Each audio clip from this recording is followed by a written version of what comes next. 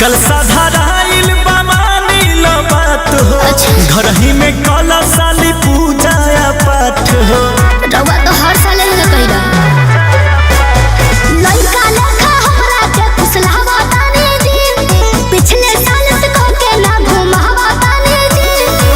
पूजा साली गावही के काली माई, पूजा साली गावही के काली माई। हमके मेला में घुमाता हो जीजा के भाई। हो तनी मुरुति देखाता हो जीजा के भाई। हमके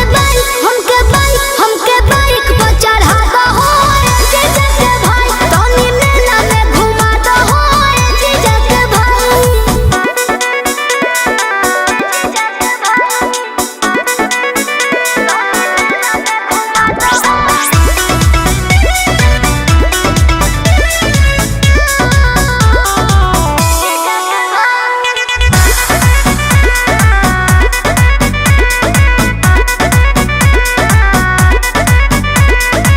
मानेलू जीजा तो बात माना तनी सा।